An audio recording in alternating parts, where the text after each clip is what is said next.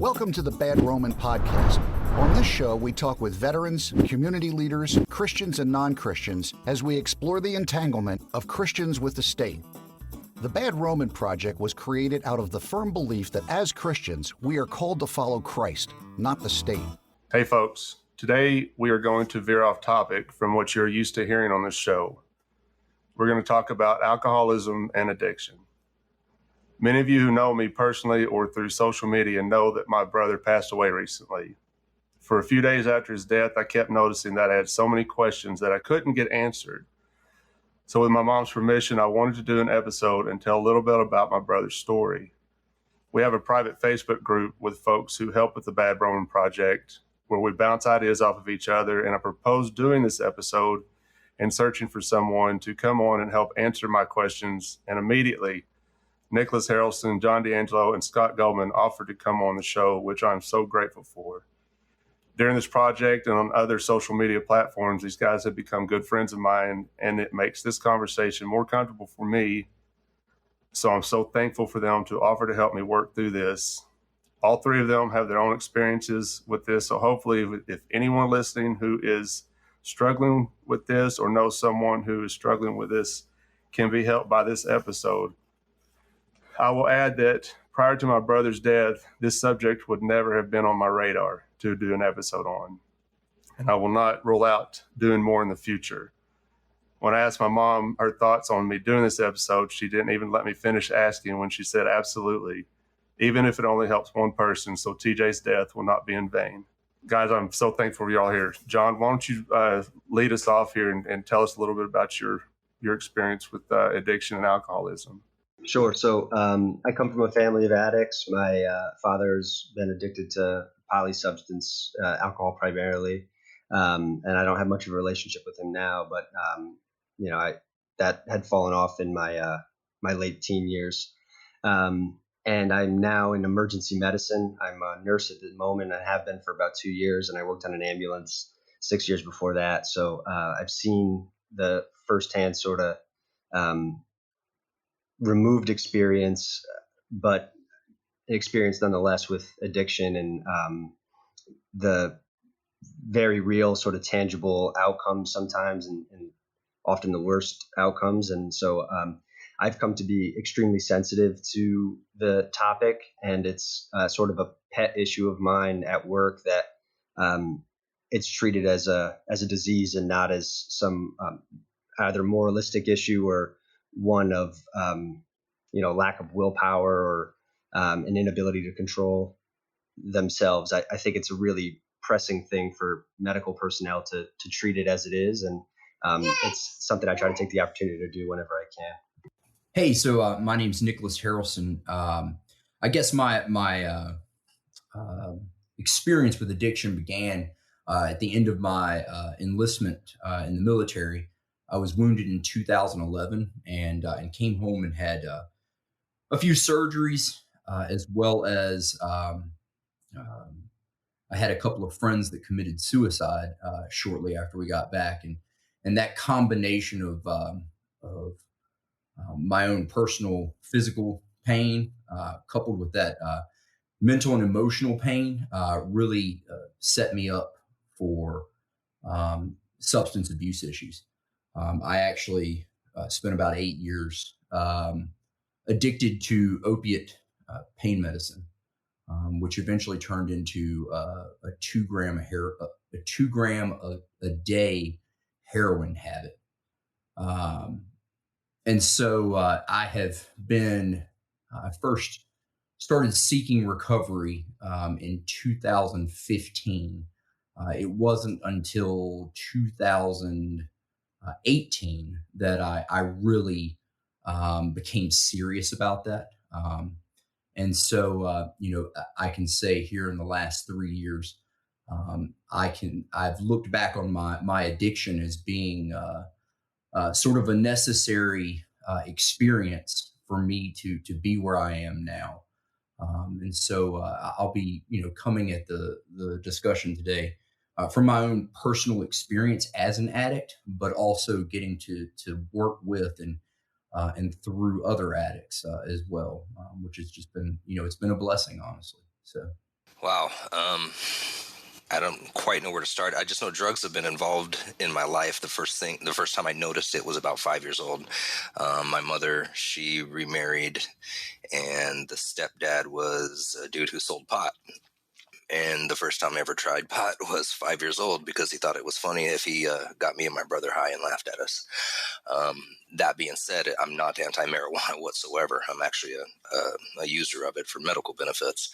Um, but when I first started noticing addiction, honestly, was probably cigarette use.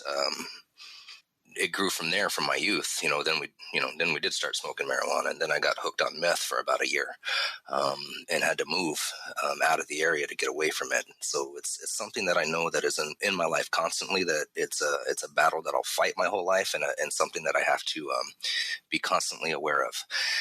However, I don't think it's a all or nothing from my point of view. The horrible experiences I've had was I lost a friend right after moving away from my childhood town in Hanford, California. Died of an overdose.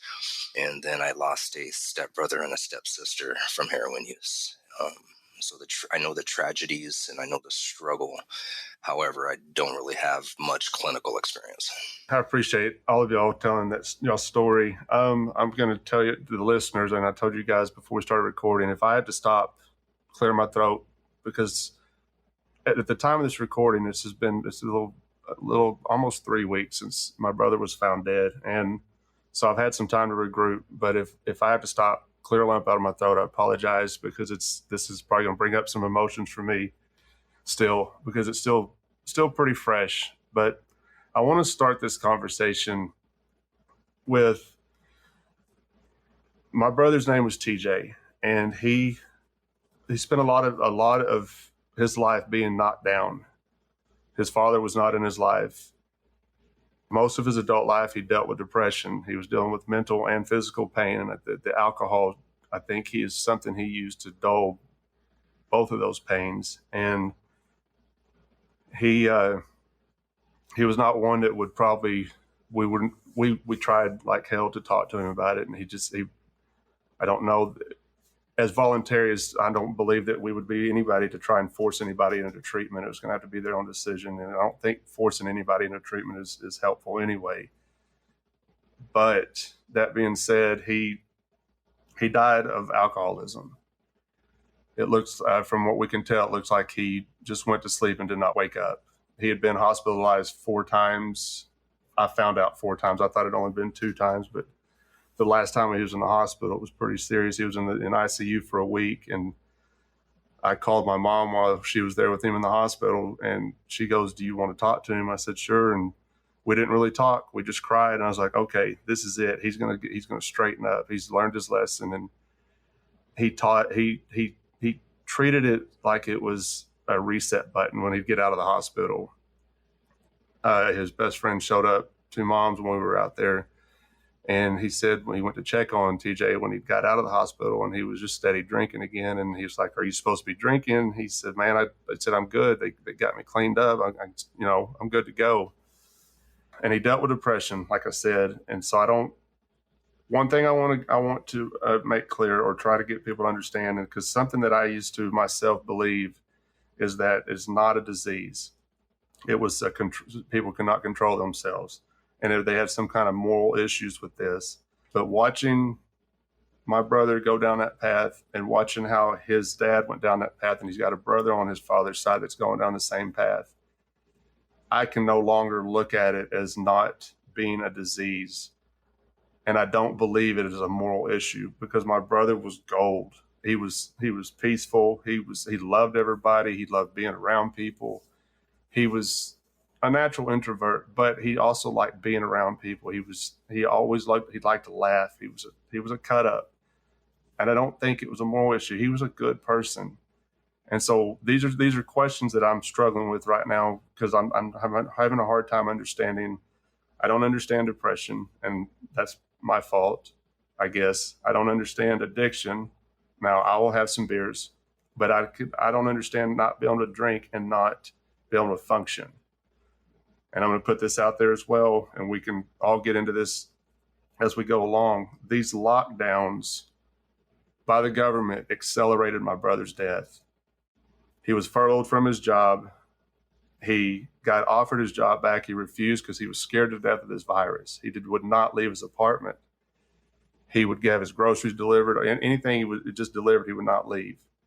And the last conversation I had over the phone with him was on his birthday, and we argued because I told him, I said, you've got to get out of that apartment and get some kind of normalcy back in your life. This is not healthy to just stay cooped up like that all the time. It was a recipe for disaster. My mom shared something on Facebook, and there was one line in this thing that she shared, and it said, it was like watching a tragedy unfold like you're watching a movie. None of us were surprised that this happened, but it doesn't make it any easier, like my other brother said. Now, I do fully believe that these lockdowns accelerated this. You see, I read something the other day that alcohol sales are up 300% since all this started. Suicide rates are spiking. My brother did not commit suicide. From what the coroner said, it looked like he just went to sleep and didn't wake up. So we're pretty sure it was alcohol poisoning. Scott? Yeah, well, I can really relate to the depression, and I agree wholeheartedly with you on the COVID laws that they're forcing. It's not good for mental health, and that's something that is not being put out in the media and not really talked about. They want to focus so much on just obey these rules, not what these rules have, how do you say, cause and effect. Every time you change something else is affected, and our society is acting, how do you say, not intelligently, to say it the least. And to be honest, I'm trying to hold back a lot of cussing, because this is a very, very painful thing. Depression, I was diagnosed with first as a 14-year-old kid with chronic depression, and institutionalized for about a month and a half to work it out. And then later in life, I had a complete nervous breakdown at the age of 21 when I was just getting my life started. And of course, I blamed it on everything that I was doing around me, and not that I had an illness. And then I was later diagnosed with a bipolar disorder. And I've been wrestling with that ever since I've known it. I've had to learn about it. I decided not to use medication and doctors because I did for a couple years, and it just didn't work for me. So I took a more natural approach of just kind of biting your tongue, eating a good diet, and exercising like they tell you to do for almost everything. And it was probably the best thing for me to do, was to get off medication. The alcoholism that your brother had, I see that in one of my best friends. He wanted to be a rock star from high school, and he latched onto that dream so drastically, and it never came true. And he just kept drinking himself into literally like walking death. I would go and see him in a Rite Aid that he worked at, and he smelt like feces and death. I don't know how to describe it. And he got to the point where the doctors even said, you cannot quit cold turkey. You have to wean yourself off. And he drank himself to being skinny as a rail and cross-eyed, and he is clean now, but he's my age, 45, and lives with his mom, and is still recouping from the years and years of damage that he did to himself. So I just want to echo what you started saying about how this situation, this COVID is not good. It's just not good, and it's doing more harm to those of us that struggle with mental illness. Well, anybody that has listened to me talk about this COVID situation knows how angry I've been at the government for how they're handling it. But now this has affected me personally with my brother passing away, and it just made me even more angry and upset with how it's being handled. And I'm hoping it ends soon, because at some point people got to realize that this is not the way. We have to be able to reach out to these people. And you said something about medication. My brother refused to take pills. He was on medication at one point for depression or anxiety, and he would not smoke marijuana because it made him so anxious. And so alcohol was his go-to. Go ahead, Nicholas. Yeah, Craig. So first, I just want to make sure you know that you've been in my prayers, your family, and TJ, and that I'm so sorry for your loss. I think it's important right now that we state out loud that God's love, mercy, and grace know no bounds. And that is true just as much for the addict as it is for anyone else. As far as the quarantine goes, addiction is a disease of isolation. When I was at my worst as an addict was when I was at my most isolated. And that was during a normal time where self-imposed isolation was the result of my addiction. I spent many days in a stupor on a bathroom floor, locked behind a door for hours, and I thought I was having a good time. It's a disease that warps our perceptions and our senses. And it starts off in my case as an attempt at self-medicating. You think it's helping, and indeed in the moment it could be helping, especially initially. But eventually the use of various substances becomes the problem itself. You're no longer just masking emotional issues, because the drugs themselves have physical consequences as well, especially over time and with being consumed in large amounts.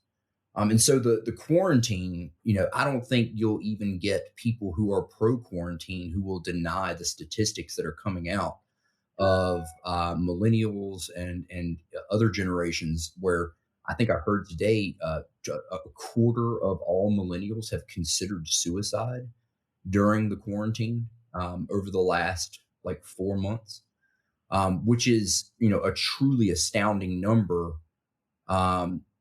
especially given how high that number was previous to this. I mean, it's still, I generally am floored when I hear about the rate of depression and consideration for suicide, but that is truly an astronomical number, 1 in 4.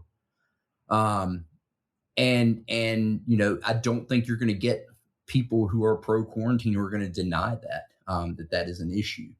Now, as far as the rationalization of how that's okay, I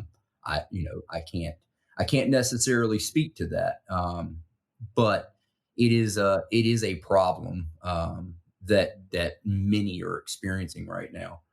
I've had along with addiction, issues of anxiety, depression.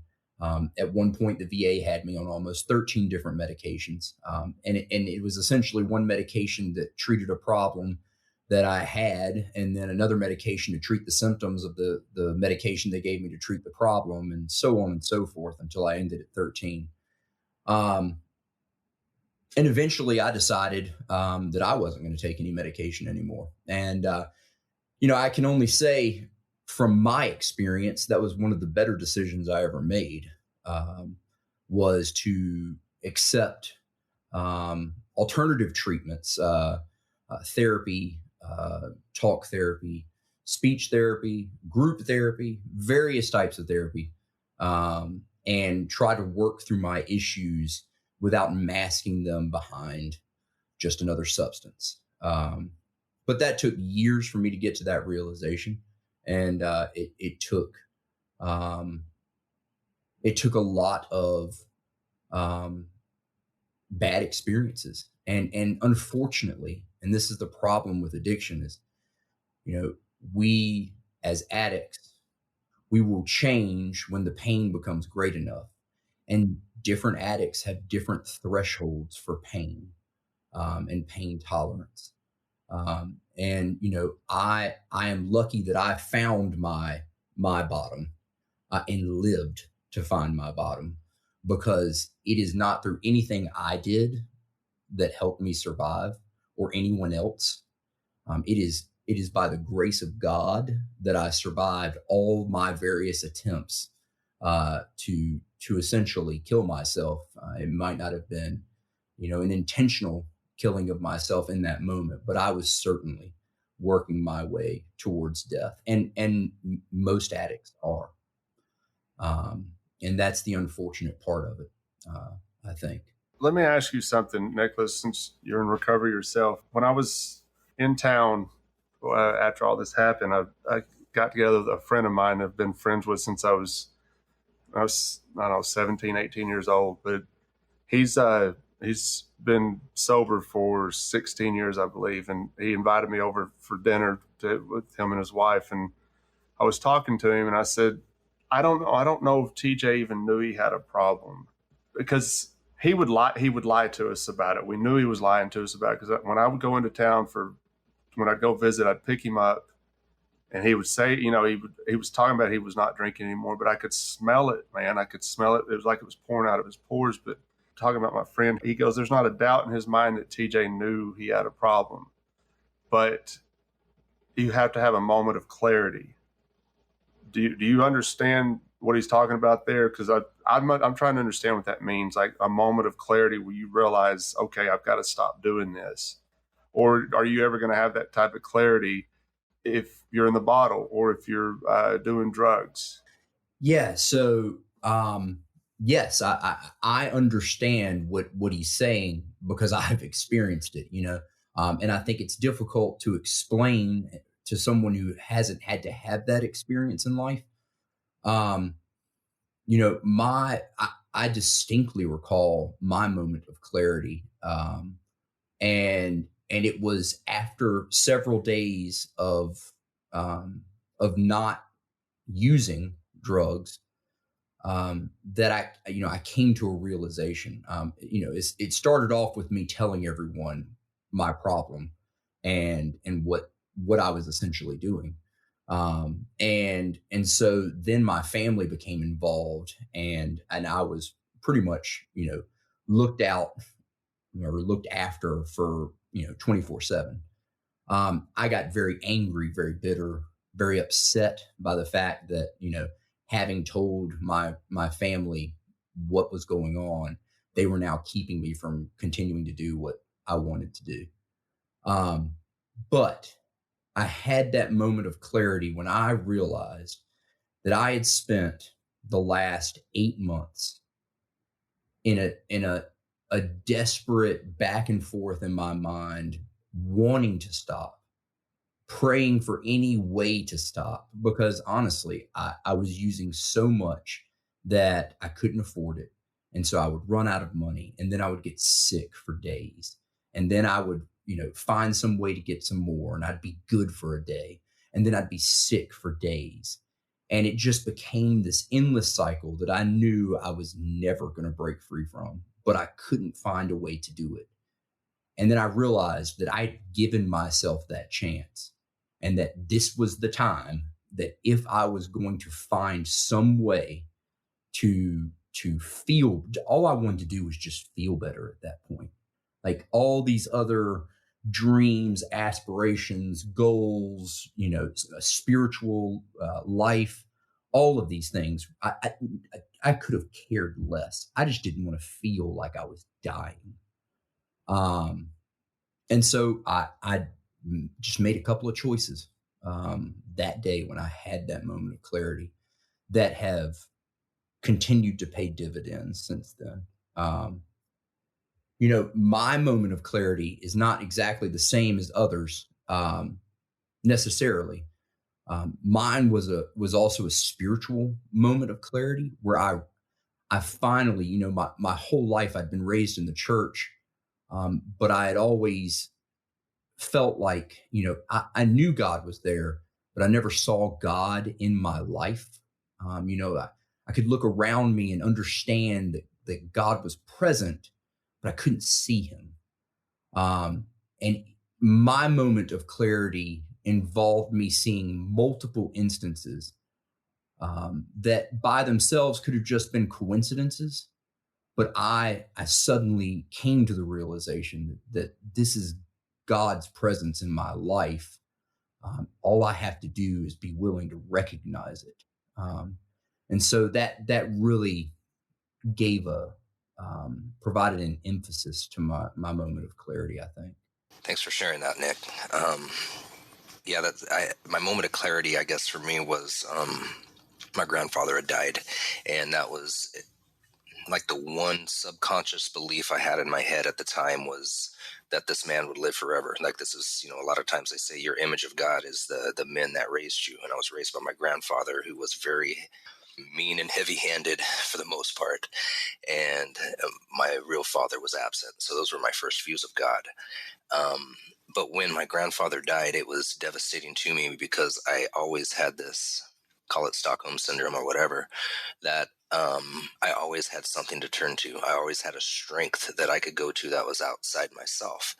And the night of his funeral, I got extremely wasted, just drinking tequila and I think a 40-ounce of Mickey's or something, and then did a huge amount of meth that I'd never even tried to do that much in my previous experience. I'm guessing because of the alcohol and the running from the pain. And next thing I know, I was coming to, and my brother was dropping me off at my mom's. And she called. I come from a Pentecostal family, so they're used to midnight caller and prayer chains, and everybody came over to the house and prayed with me, prayed for me, and I was belligerent. And within maybe a half hour, I came to, and I remember the light going off of, I need Jesus. I need something outside of myself. And I guess it was something I still saw in my grandfather, even though like he was a heavy, mean person. He had a relentless faith in Christ. And I realized like he didn't even understand Christ in my opinion, but he still clung to it. So that was one moment of hope, but that didn't change my life forever. I went back to using meth, still hanging out with the same friends, living in the same town. And when I did a line with one of my mom's old friends, because my mom had been clean and sober for years, it was a wake-up call to me that either I can get out of this environment and become somebody respectable like I see my mother, or I can see these older people that my mom left that crowd years ago, and that's my future. And that was my moment of clarity and my wake-up call. And the biggest dream I've ever had in my life was to raise kids that didn't have to go through the abuses I did and the struggle. Sorry, I'm going to lose it. And for the most part, I did. My last kid just moved out of the house. But that was my saving grace. In a sense, if I would have stayed in the same scenario, I don't know what came of my life. So I'm thankful for the moment of clarity, to be honest with you. And I'm also thankful that I have like guys like you to talk with that have some kind of experience and some kind of open heart and love for one another, that I can let these things go. So for that, I just want to say thank you. And thank you for sharing your stories, because it encourages people like me who kind of keep them bottled up and don't want to deal with them. I'm going to ask you and Nicholas something. I appreciate that, Scott. And then I'm going to ask John something, with him being a nurse. But how do you reach somebody that's in that situation? Because we tried like hell with TJ. It's not like we ignored him or ignored that he had a drinking problem. We tried, but I got to the point with him where I just stopped talking to him about it because it was not productive. And I just talked to him about things that he wanted to talk about, things that he was interested in, because I didn't get to see him a lot after I moved to Memphis. And so I just wanted to have, conversations with him, because I didn't get to spend a lot of time with him anymore. And how do you reach somebody that's not wanting to be reached? Is it possible, or do you just have to hope that they come to a moment of clarity before they die? Because I've been racking my brain trying to figure out if there was something I could have said, something I could have done different, and I think all of us beat ourselves up after he died, a little bit, or maybe even a little more, but I don't know that there's anything that we could have done different, because it was just easier for me to love him for who he was, and it was just going to be up to him, than it was to fight with him about it, because he was not going to listen. He wasn't going to listen to it, because like I said, we knew he was lying to us. And if he was going to lie to us about it, then I didn't see him wanting to get better. Nicholas? Yeah, I mean, that's a very tough question. And I think the best way that I can approach it is to speak from personal experience, both as an addict and in my experience with other addicts. I think it's different for every single person. Like I said, um, that pain threshold that we all individually hold, it is different for each person. Um, Ultimately, from my experience, a person has to have a realization that they are harming themselves, and through their actions they are potentially harming people who love them, and that they want something different. um, and that is a realization that they have to have continually for the rest of their life. And that is why it is so very difficult. I have to wake up every day and understand that I have to make the next right decision, and that one wrong decision could put me down a pathway back to active addiction. And that is, for many people, that is a tough realization to have, and something that they choose, actively to ignore, just because it is difficult, especially in the beginning, because we don't come to these situations as addicts where we are now having to get clean off drugs in a good way.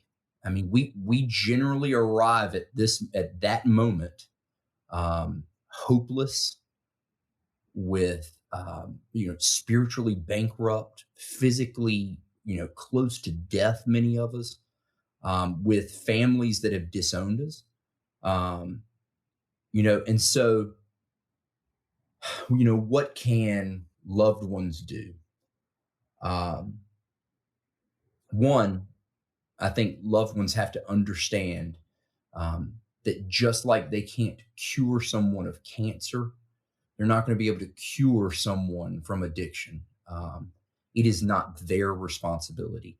There is nothing that they did to make someone become an addict, and there's nothing that they can do to make someone not be an addict. What you can do, especially for people listening who may be in these situations, always be ready to support someone when they do want to talk about it. Understand what you can offer them in support, which is not a place to live for a year while they continue their habit. It's not, I can give you $200 a month while they continue their habit. It's offering assistance, and here's treatment. We will send you to treatment. We will continue to send you to treatment as long as you continue to come to us asking for it. Even if you go back out and you relapse, if you come to us and say you want treatment, we will be there to help you find that. A lot of times addicts honestly get loved to death. I think John can probably speak to this a little bit better as a medical professional, but it's a codependency issue where parents just, I mean, they do anything for their children, and so they believe, they easily will believe the things that they're being told, and will allow their children or loved ones to take advantage of them, all in support of their habit. So it's a difficult thing, man. Like, you want to be there to help someone, and you want to believe someone. But unfortunately, with addicts, like I said, consuming a drug is not a new moral act.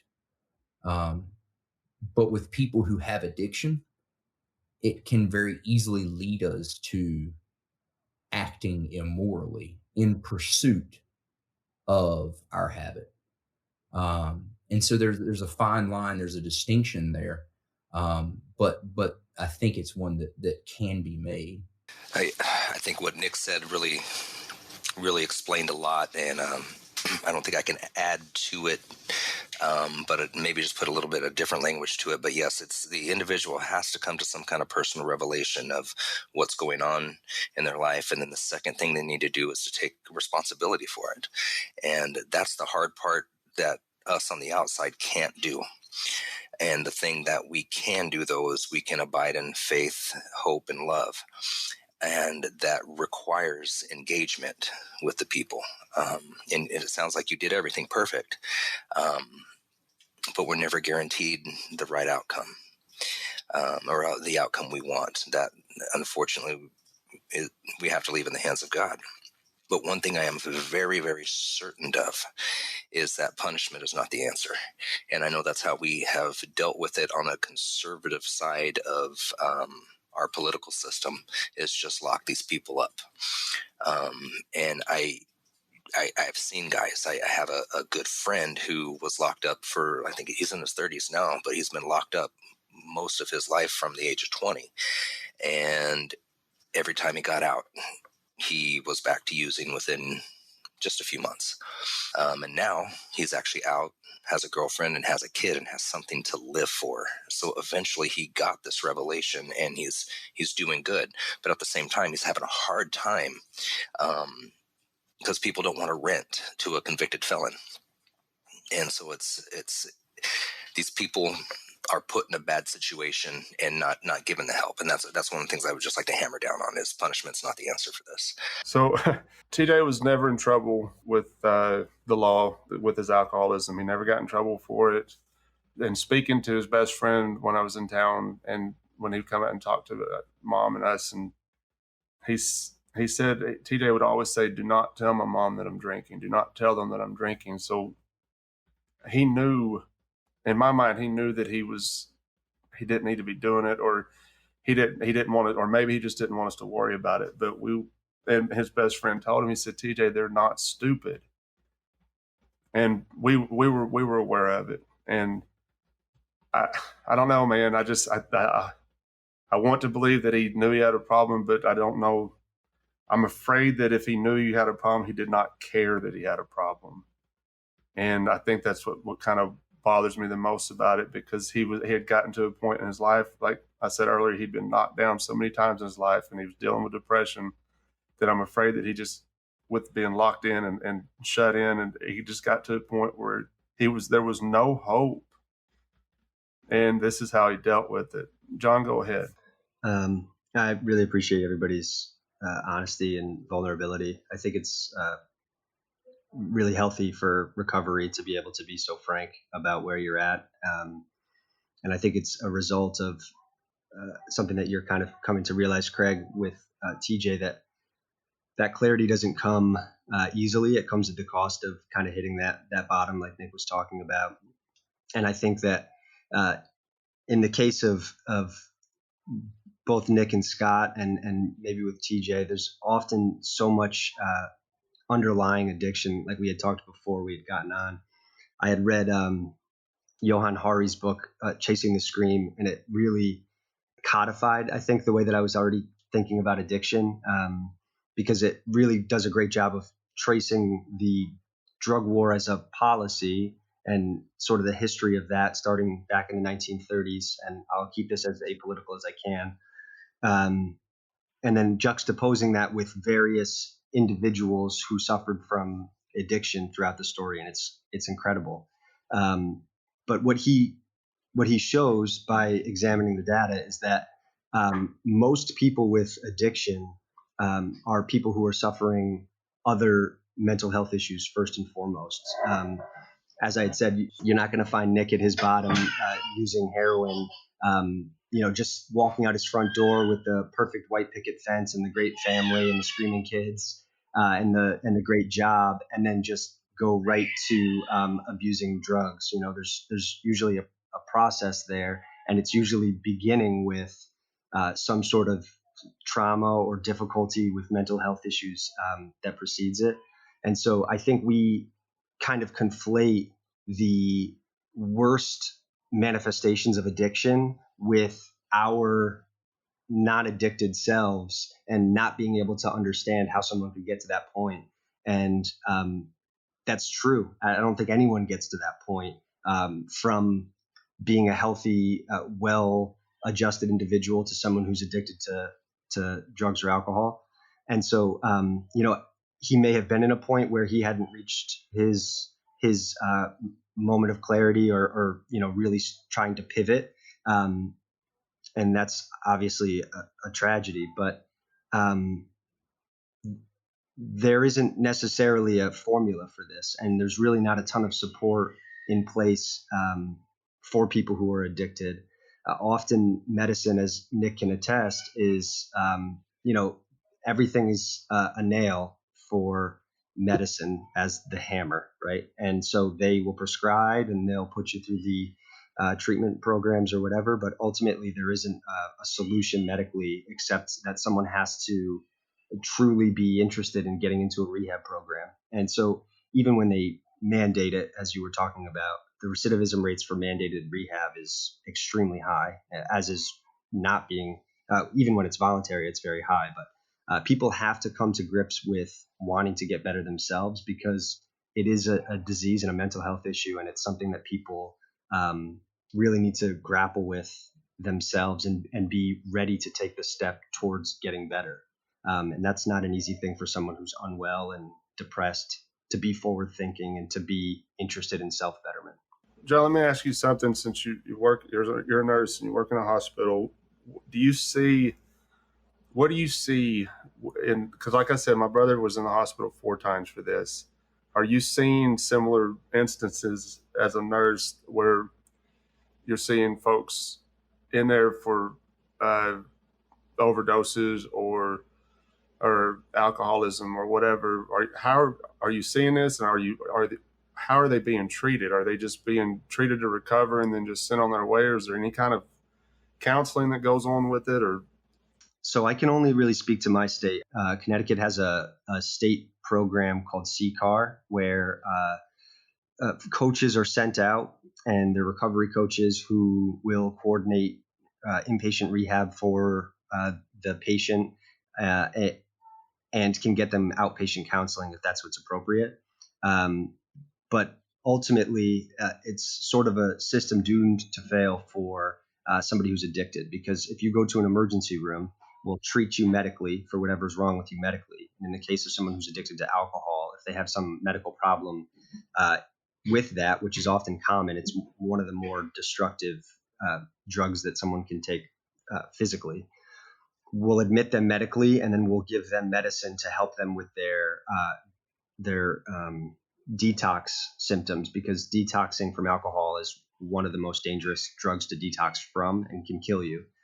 So we'll give you medicine to make that process a little bit more safe, and then we'll discharge you when you're medically cleared. And we can set you up with resources, but these resources are extremely limited, and they're often pretty conventional. So you'll do your 2 weeks or whatever of getting clean. You'll get some coping mechanisms and some resources for outpatient therapies and AA or NA or whatever. But the onus is on the patient 100% of the time. You have to be interested in making this step. And so to answer your question directly, every single day, and I'm not exaggerating, I deal with somebody who's addicted to drugs or alcohol or whose medical problems are directly related to addiction. It's one of the biggest problems in the U.S. From a medical standpoint, and just community-wide. I mean, every single community has this issue. It's not unique to my area where it's fairly low income, and it's not unique. It's not because I'm in Northeast Connecticut relative to Central Connecticut. Everywhere has this stuff, and unfortunately, there isn't a cure. I mean, Nick, I love what you said about you wouldn't be able to cure your family of cancer. Unfortunately, though, cancer does have some pretty clear guidelines for treatment. You need chemo and radiation or surgery or whatever. With addiction, you need to be able to build out with the supports that you have an infrastructure in your life of people and things that can replace this sort of gnawing addiction that you have in your life. And it has to be something that supersedes your depression and your inability to want to be forward thinking and your inability to want something more than the thing that you're addicted to. And that's not an easy recipe. In the book, Chasing the Scream, they talk a lot about people in recovery who have great success with finding a significant other, and people with significant others often have much higher rates of success in rehab. People with children have higher success. People with jobs have higher success rates. But oftentimes it's that isolation, that inability to look forward and see a prosperous future that drives people to continue the cyclical nature of addiction. Yeah. So, I think as an example from my life, in 2015 was when when I and some other folks in my family first understood that I might have an issue. And I spent $10,000 going to a private rehab facility for 30 days. I went to that rehab facility believing that, they were going to cure me and I'd be fine. I essentially went just to get people off my back. Because they had suddenly found out that, I overdosed. It was actually at a service dog training event. I was in line to get a fully trained PTSD service dog. It's something like a $30,000 dog that I was getting for free. And I completely ruined all that by overdosing in the middle of the subway during one of our training events. I went to rehab pretty much to get people off my back. And as soon as I got out, I went right back to using again. And then here over the last 3 years since I've been in recovery, I made the conscious decision to go to 12-step fellowship groups, which are free to anyone and everyone. And I became a part of that fellowship. And actually did the things they told me to do that helped them get clean. And surprisingly, this free service has been the thing that has helped me the most. And it's not because they have some sort of magic formula. It's because I actually decided hey, I see these people who tell me they used to live like I do now. But I look at them and I see people that are nothing like that, and I want what they have. I want that for myself. And then going back to the original question about whether or not he understood he had a problem and that he just didn't care. I can tell you from my personal experience, I understood that I had a problem. I understood that I had many problems, and I prioritized the fact that I thought I needed drugs to help me alleviate the other issues. I thought that I needed them, that everyone else was crazy and that I needed this. And without it, I would be ill. I would truly not be able to function in life. And to a degree, it was true because I was physically addicted. And so, yes, there would be the withdrawals and I'd be incapable of functioning. But I thought that, the nightmares that I had, the inability to sleep, the constant anxiety, the depression, I thought these things made these things better. There was a period of time where I was in law school and I was doing 180 milligrams of oxycodone a day. And I went to law school and functioned reasonably well, I thought, and most other people thought.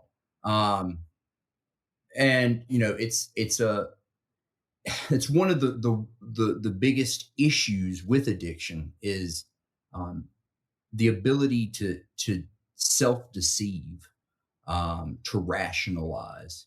And so it's not necessarily, I don't think that your brother, he probably did understand. In fact, if he knew enough to tell people not to tell his family that he was drinking, he knew that there was a problem of some type. Perhaps the only problem he was aware of was that people would be upset with him. But that isn't clear indication of a problem. And I think he probably knew that. I don't think that means whatsoever that he didn't care. Um, I think in my own personal experience, it's not that I didn't care. It's that I thought I had no other option. And that's one of the big things is, we never understand until we see there are options and truly see and comprehend that there are other options. That's one of the most hopeless things about addiction is we feel there's no way out.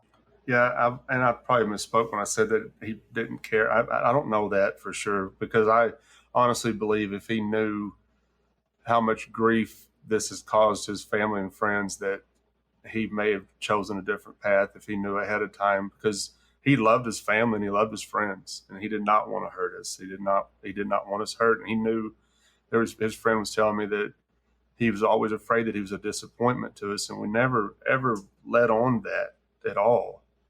And so I think if he knew for sure that how this would affect us, but I don't think he knew he was killing himself either.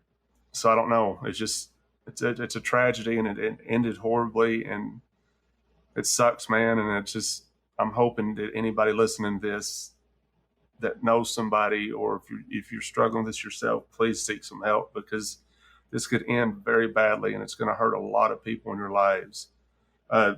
John just texted me. He had to go, so he wanted me to tell everybody bye, and I really appreciate him being on the show, and love you, dude, and I appreciate you so much for coming on and talking to us. Scott, go ahead.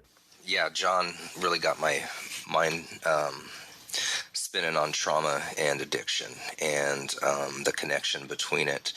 And it's something I have to say I put on the back burner quite a bit, because the way I've just lived my life is more of a fight. I came from a more poverty class in life. I had to climb, and I'm thankful for the fight that's in me, but the traumas, I have to admit, like I can see the process now that he kind of brought it up, is the things that hurt me as a kid. Man, no, we don't want to feel pain, and we don't want to feel this discomfort, and so we seek those things out to make us feel better.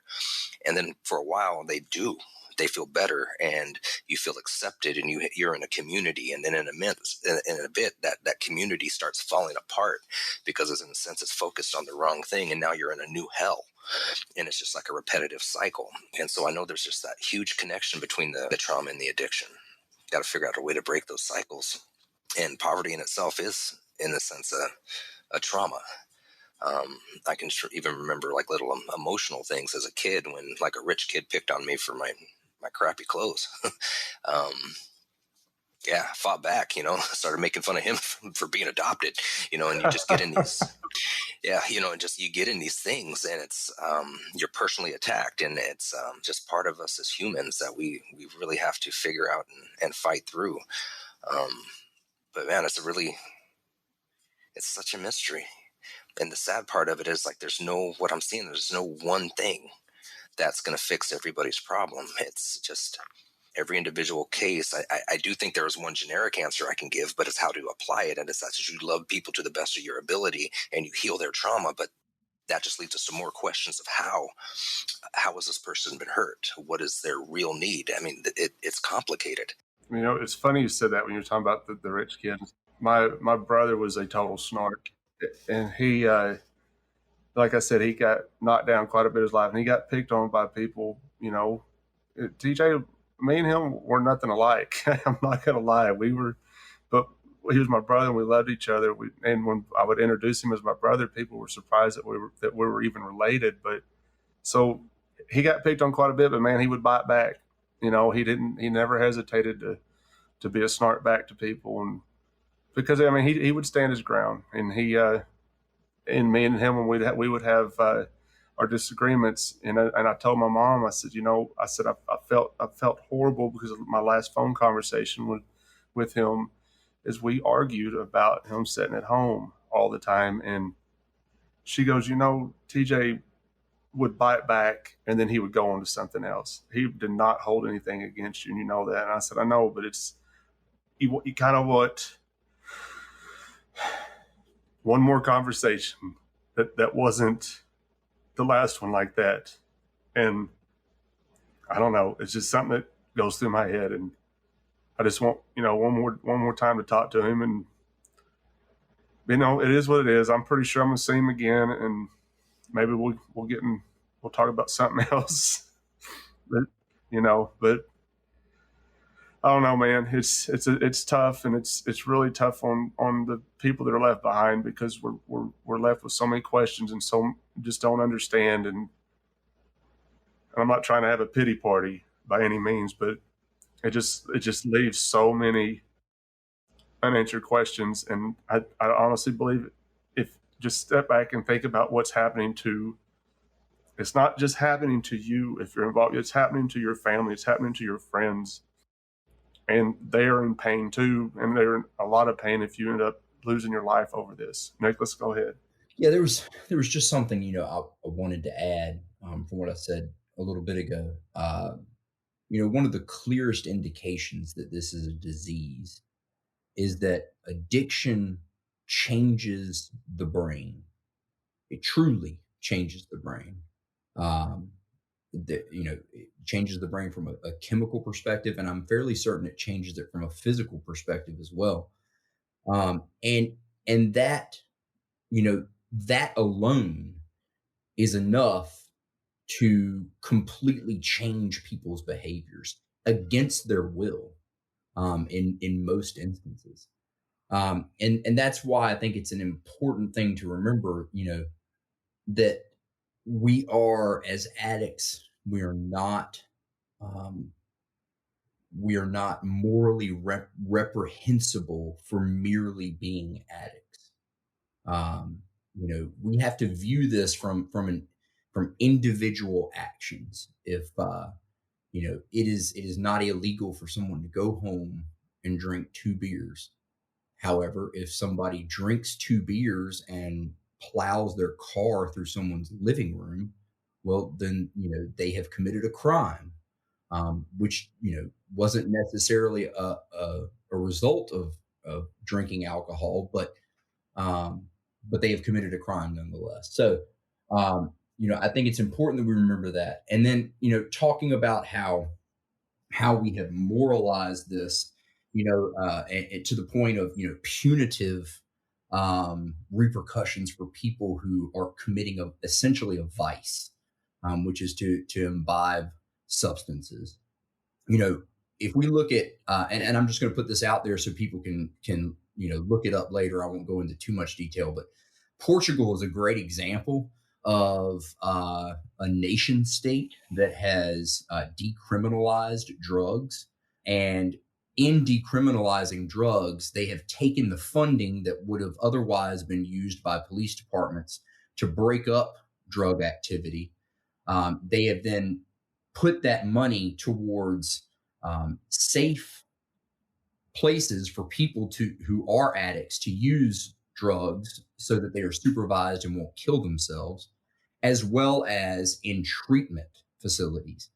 And I believe Portugal, which had a gigantic and astronomical rate of addiction, has seen that addiction drop precipitously since they have done this. Which is, if you want a clear indication of something being a moral or a medical issue, I think that would be a pretty good one. There's so many different layers wrapped up in this discussion of addiction. There's the individual, personal, the spiritual, and that's one thing that is so often neglected by the medical side of things, is an understanding of the spiritual bankruptcy that comes from using substances as an addict does. One of the greatest things in my recovery has been that I have rediscovered my spirituality. I have relapsed, and one of the first things I discovered in recovery is spirituality. I saw God around me. I saw and I felt the presence of God in my life. I was able to make that connection easily as soon as I put a substance in my body, whether it was me having surgery and having to take pain medicine, or me abusing pain medicine a short time later in a relapse. Both instances, because my body can't tell the difference between what's prescribed to me and what isn't. Both instances, the first thing that went was my connection to my spirituality. I could not feel God anymore. I could not feel his presence in my life. It was the first thing that went. And, I get that that's not necessarily a medical thing, and that medicine shouldn't really be concerned with that necessarily. I think there needs to be an acknowledgement of it, though, that it is just as much an important aspect of recovery and of wholeness for a human being. And I think that's neglected often. I agree. But guys, we've gone for a little over an hour, and I love both of y'all. And John, I love you too. I'm sorry you had to leave, but I'm so thankful for y'all coming on and talking to me about this. This has been very helpful, and I'm hoping that it will be helpful to others when they listen. If it could just help one person, that would be a huge blessing.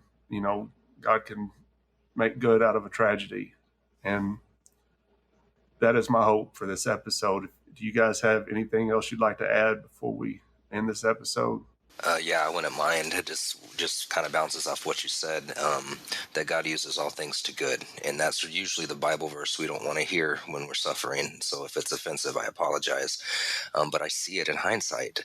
I look at my struggles with addiction. I look at friends and family that I've lost, and it gives me more compassion to help the people that are struggling in the now. It doesn't make the pain go away, but at least it gives me the energy and the motivation to love and help the best that we can. Because the reality is we don't have full control, and I think that's something that you might realize through this experience, is that you weren't able to control it. Humanity wants to sometimes think that we can, and bear unnecessary grief and unnecessary guilt, and we have to be free from that too. I think about your last conversation with your brother, and you didn't want to leave it that way, but at the same time you were loving your brother. I mean, that's what I could hear. You wanted change, you wanted better for him, and that's something that I hope, Craig, you can sit on and be like, I did my best, and you know what, that is good enough. It doesn't we don't always have the same, I hate to use the economic terms that that we fight about in our society, but we can't guarantee equal outcome. But we can guarantee that if we work hard and we give our best in all situations, it's good enough. And we cry when we need to cry, and we rejoice when we need to rejoice, and we thank God for it all, and pray that he can make sense out of it, and give us wisdom. Nicholas, go ahead. Yeah, first, man, love you as well. Thank you for having both of us on, and John as well. My experience with addiction, my experience with trauma, with physical trauma, emotional trauma, they all eventually led to me pursuing the priesthood, something I never would have considered before then.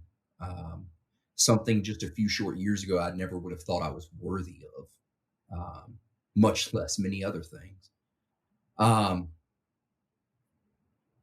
it is true. I have a lot of guilt in my life for the things I did. I have a lot of shame for the things I did to other people in my active addiction. And I have a lot of guilt and shame for the people I lost during my active addiction, friends that committed suicide from my deployment. Much like you've expressed, you always wonder if there was something you missed, or something you could have done, something you could have said. And so, I feel all of those. I think one of the important things, and if anyone is listening who is in active addiction, one of the most gratifying things of my recovery is that I can look back on those feelings of shame and of guilt, and I can say that that is who I was, and it is no longer who I am. And it gives me the opportunity to do something with that. And so, first and foremost, if anybody who's listening is in active addiction, I don't think I'm speaking out of turn here by saying that Craig would welcome you to contact the podcast, and we will try to offer you direction and assistance as we can. There are many things that we can direct you towards that are free and easily accessible, that have truly changed my life, and I know many others. So we are, it's honestly one of the things I live for now, is to be able to use the terrible experiences I had and the terrible experiences I caused on other people to try to make some good of it. And so, if you contact me personally, if you contact through the podcast, please feel free to reach out to me, and I will be more than happy to help. And I'm sure anyone on this podcast would be so. It's actually really cool that you said that, because I was actually just thinking that before you said it, because yes, I think all four of us, anybody involved, and I might not be as much help as the other three, but all of us would be willing to speak to anybody, lend an ear, and help direct you into a place that you could find help or whatever. Yes, please reach out to us. You can reach out to us through our website, thebadroman.com. You can reach out to us through email, thebadromanpodcast@gmail.com. Feel free to reach out to us, and I can get in touch with Nicholas, John, Scott, anybody you want to talk to, and we would be happy to do whatever we can to help you. Well, guys, I love y'all, and I'm so thankful for y'all coming on to do this. We got our marching orders, man. Left, right. We'd rather serve God than serve Caesar, you feel me? Right. I'm just trying to live what he said. I'm just trying to live what he said. I ain't scared. I will take one to the head. Go ahead. So it's safe to say that I'm bad. So it's safe to say that I'm bad. So it's safe to say that I'm bad. So it's safe to say that I'm bad. Thanks for joining us this week on the Bad Roman Podcast. You can subscribe to the show wherever podcasts are found. And if you like what you hear, be sure to leave us a rating, as it is the best way to help other people find us. 100% of donations to the show are given to local charities in Memphis, Tennessee. If you would like to donate to the show, learn more, or connect with us, you can visit our website, thebadroman.com. Until next time, remember, sometimes being a good Christian means being a bad Roman.